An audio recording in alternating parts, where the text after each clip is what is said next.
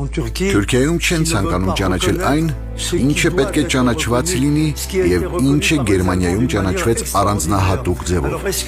Հարց է ծագում, արդյոք գերմանացիները թուրքերից ավելի խելացի են։ Ես բացարձակապես չեմ կարծում, որ նրանք ավելի խելացի են։ Պարզապես նրանք այլ կերպ են նայում կյանքին եւ կամենում են, որ բիծ չլինի իրենց երեխաների ձեռքերի վրա։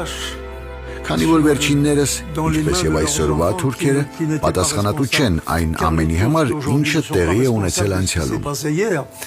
Սակայն այսօրվա սերունդը սկսում է պատասխանատվություն կրել այն պահից ի վեր, երբ ընդունում է այն ժամանակվա թուրք կառավարության ընտրածուղին, որն էր իրականության խեղաթյուրումը թե թերթերում, թե գրքերում։ Բայց այսօր ամբողջ աշխարհում կան այլազգի հեղինակներ, ովքեր գրում են իսպաներեն, գերմաներեն, անգլերեն, նաև ռուսերեն եւ նկարագրում այն, ինչ իրականում տեղի է ունեցել։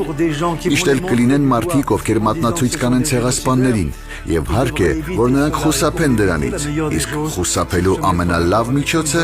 մեզ հետ մեկընդ միշտ համաձայնության գալն է։ Պետք չէ մեզ հեքիաթներ պատմել, լոլո կարդալ։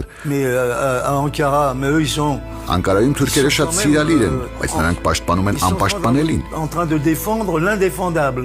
Կարծես իրենք են արել դա, այսինքն մեղավոր են զգում իրենց։ Բայց թող չկարծեն, թե նոր սերունդը պետք է լռի, եթե նախնիները մահացած են։ Ընդհակառակը, մեր ձայնն այսօր ավելի ուժեղ է, քան երեկ էր։ Մենք պետք է բարձրաձայնենք, որպեսզի լինենք պաշտպանված։ Այդ դեպքում մենք կազատվենք մի բեռից։ Այդ բեռը ժխտումն է։ Խոսքն այն մասին չէ, թե ինչ է տեղի ունեցել։ Մենք դա գիտենք եւ կրում ենք այդ բեռը, բայց այլ բան է հարկավոր։ Ցանկացած հիվանդության դեպքում գալիս է ապակինվելու պահը, եւ մենք կապակինվենք։